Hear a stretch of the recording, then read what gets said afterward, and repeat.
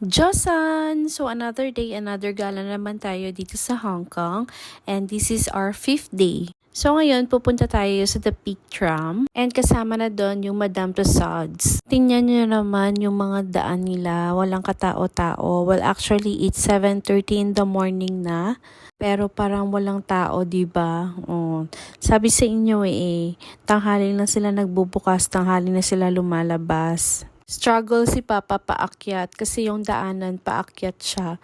So medyo, senior citizen na and masakit na yung tuhod niya. So tiyaga lang. So tatawid na kami kasi nasa harap na namin ang The Peak Tram.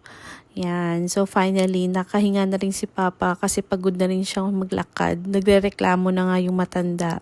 And finally, andito na kami sa The Peak Tram. Ang super aga talaga namin. Hindi namin in-expect na itong 7:30 pala or magdadating kami ng 8 is talagang maaga sa kanila.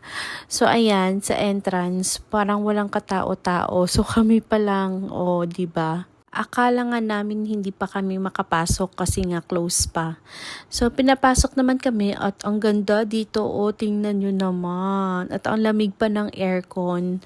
So, pagpasok mo, dadaan ka naman ulit sa ride ng escalator nila. Paakyat pa siya talaga.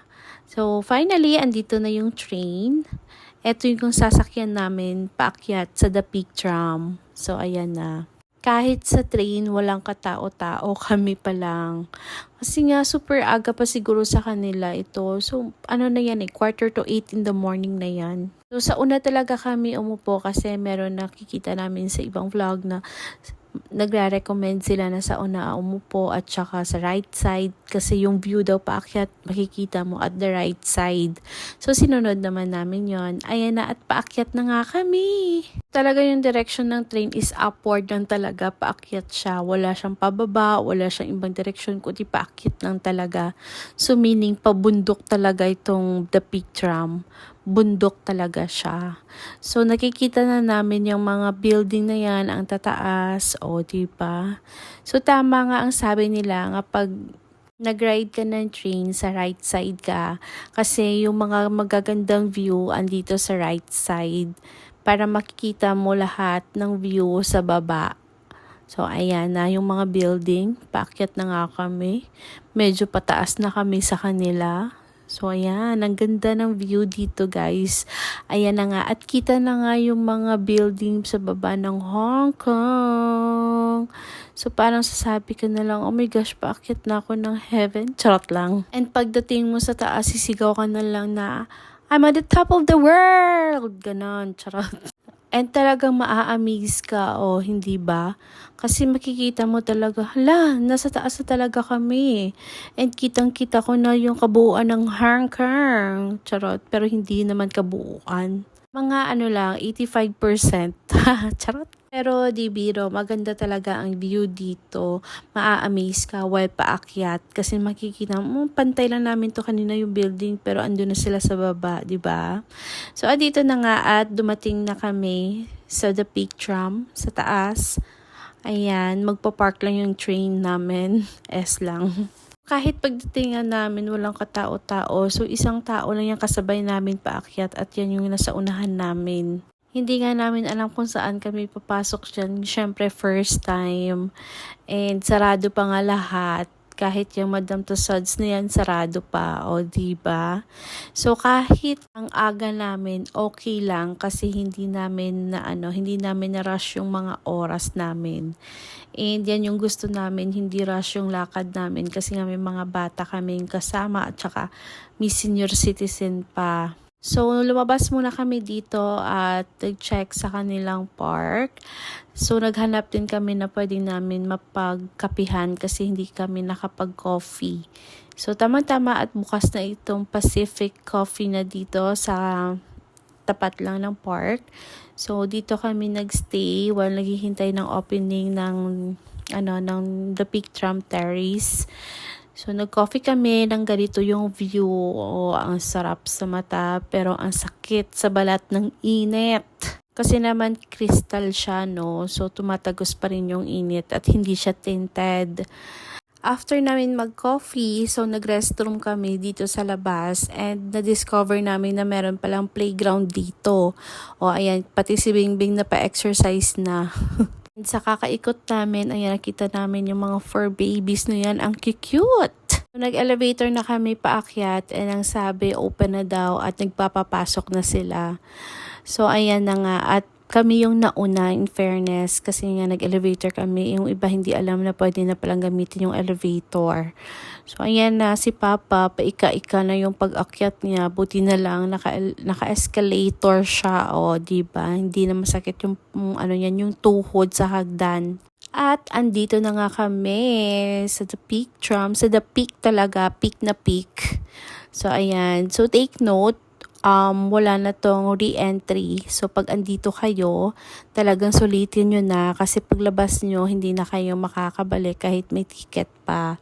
So, one-time entry lang talaga ito. So, kahit mainit, nag-aura kami. Super init talaga, frankly speaking super init as in. So, nagmamadali na kami makapag-picture, maka-video ng kapaligiran. Kasi nga super init. Maganda ang view dito. Mainit siya pero mahangin, ganun. Sa kabila, makikita mo lahat yung city ng Hong Kong. While sa kabila naman, makikita mo naman yung mga bukid at saka dagat. So yan, kasi parang nasa taas ka talaga. Ikaw yung pinakataas. Charot lang. Pagkatapos namin doon, nakita naman nila yung claw machine at naglaro na naman sila. And after nilang maglaro, tamang-tama pagbaba namin, bukas na itong Madame Tussauds. So ayan na, magpapapicture na kami sa kanila. So, if wala kayong ticket, meron naman silang free na mga tao sa labas na pwede kayong magpapapicture. Nagmamadali na nga kaming pumasok kasi yung mga bata excited na, diba? Post na post sila. And dapat prepare kayo pagpasok kasi pagpasok nyo, marami mga paparazzi. Ayan, maraming kukuha ng picture sa inyo. So, dapat maganda at saka post agad. Gaya ng ginagawa nila mga kulit na yan, nagpo-post agad.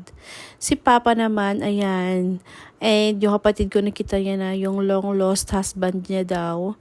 And eto si Beshi. Beshi, picture tayo. And yan si Beshi Rihanna.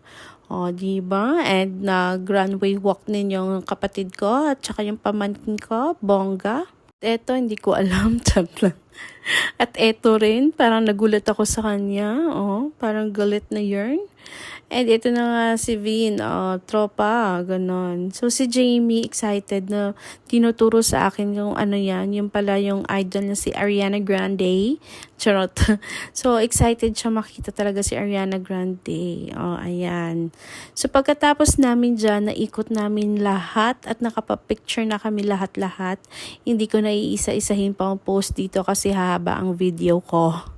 Tapos namin dito ay lumabas kami ulit kasi may na-target lock silang kanina kung saan sila bibili ng ng mga candies nila, kung saan plano naman nilang budulin yung mita nila. So dito yan sa Kindelicious. Talagang pagpasok, isa-isa silang kumuha ng cart na yan. Ang cute ng cart, pambata talaga. At hindi mo na nga sila mahagilap kasi kanya-kanya na nga sila ng kuha ng kanilang mga gusto. Siyempre kami naman mga adult, check rin kung anong pwede namin add to cart, di ba? So, ayan si Zia. Pagka wow niya, kuha agad, lagay sa kanyang cart. So, go na Zia, andyan si Mita. Sine-check naman ni tatay niya kung ano yung mga kinukuha niya. Baka ano na naman yung anak-anak at hindi importante. Speaking na hindi importante, yung mga nails na yan, hindi naman yan importante. Importante chocolate at saka foods, at saka candies. Yan, kumuha pa nga siya ng shades. At syempre si Jamie, kumuha rin. Ayaw magpabitin. Pak. So kami naman sunod lang ng sunod sa kanila kasi kanila to Kanila tong teritoryo, mga candies, mga chocolate. Sila nito. Teritoryo nila nito. Yan yung mita nila, sunod lang ng sunod sa kanila. Sabi sa inyo madaling budulin si Mita pag sila kasama nyo So, kumuha rin kami ng mga cookies nila. Tanry din namin if masarap. Syempre, masarap. Eto na nga, magbabayad ng simita nila sa kanilang mga budol. O, andyan na yung dalawang cart nila. Isa-isa talaga sila ng cart. At may pahabol pa nga sila kay Mita nila. O, diba? Big time yung mga batang yarn. So, isa-isa nga sila para walang agawan. O, ayan, pinapaintindi sila ni Mita nila na walang agawan, ha? So, andito na nga kami sa likod ng The Peak Tram kasi nga uuwi na kami sa hotel at darating yung kapatid naming lalaki. So, ayan, tinry na nila yung mga kinuha nila at ang asim niya ng pinatry ni Jamie sa amin, super asim. O, tingnan mo ang mukha ni Zia. Asim. So, gusto naming mag-bus lang kasi gusto ng mga bata itry na sumakay dyan sa bus na yan sa second floor. So, yung pambayad sa bus is yung sinasabing kong octopus card, kailangan nyo lang itap. So, ang cute ng bus, purple na purple. Talagang nag-enjoy sila kasi nga sa bus, doon sila sa taas, sa second floor. So, eto naman yung view pag nag-bus lang kayo paakyat at kung hindi kayo nag-train. Ayan, maganda din yung view, pero nasa kabilang side to kasi yung train sa kabila at ito sa kabila. Gets nyo? Charot lang. So, ayan, dito na nga kami sa MTR pa uwi. At tingnan nyo naman, no, walang katao-tao. Isa lang si Manang dun sa kabila, and then kami na, kaya maingay kami. Super ingay talaga nila. So, malapit na kami sa hotel. Nagwo-walk-walk na lang kami. Kasi sa kabilang, kabilang station lumabas. So, tatawid lang kami ng daan. And then, malapit na kami sa hotel namin. So, ayan na yung hotel namin. Oh, bongga. So, kararating lang namin and then, pumasok na sila, yung kapatid ko at saka si Cara. Nakapag-check-in na pala sila, kaya nang sabi namin na nandito na kami sa kwarto, ayan, pumunta na rin sila dito. Buti na lang at sumunod itong kapatid ko kung wala siyang iPhone 15 Pro Max. Charot lang. So, iingay na kami kasi andyan na siya. Ang ingay kasi niyang lalaki na yan parang babae yung bunganga. So, nag-lunch na nga kami and finally, kompleto na kami. Ayan, isang buong pamilya. And nag-order kami ng iba't ibang klaseng menu nila dyan para matry namin kung ano yung masarap at kung ano yung hindi namin bet. Pero in fairness, lahat yan, bet namin masarap. So, after namin kumain, uwi sa hotel at nag-tong eats. So, yan yung family game namin, tong eats. So, gabi na, past 7 na yan actually. So, malapit lang kasi sa amin yung Victoria Harbor. So, walking distance lang. Pumunta na kami doon at manonood kami ng lights, ganon, ek-ek nila. So, walking lang hanggang dumating kami doon. Hindi na ako nakapag-video. And then, ayan, ito yung Victoria Harbor. So, after that, pumasok na kami sa Harbor Mall para mag-window shopping lang. Window shopping lang tayo dito kasi itong mall na to parang galit sa pera. Ewan ko ba, bakit ang lalaki ng mga digits nila? So, syempre, hindi tayo yung may yarmern. Libre lang nga itong trip natin, di ba? So, tamang window shopping lang talaga. Tamang chaperone S. So, after namin dito, uuwi na kami kasi nga si Papa naiwanan dun sa hotel at bibili pa kami ng dinner. So, ayan, malapit na yung hotel namin dito. At dito nga, nadaanan nga namin ito. Ang sabi kasi, masasarap yung pagkain dito. So, syempre, itatry natin. Hindi ko naman ninakala na itong kapatid ko bibili ng isang buong lechon. Ayan guys, talagang bumili siya ng lechon, day. Akala ko is joke lang. So, yung bill namin is 1,233. Kayo na lang mag-convert sa 7.85. So, siguro happy lang talaga siya kasi kompleto na talaga kami dito. At ito yung kasi yung gusto niya. Makapagbakasyon kami kompletong pamilya. Sayang at wala si Mama. Pero we know, happy si Mama na makita niya nakapagbakasyon kami buong pamilya. Happy kami at kompleto, di ba? So, ayan na nga guys. Wala na, gimpulihan na namon ang baboy. Wala na siya mahimo, gahapa na lang gid saya. Masarap din pala yung lechon nila dito. So, kawawa yung baboy, walang kalaban-laban. Ilan kami yung nagpuli sa iya. Pinulihan lang siya.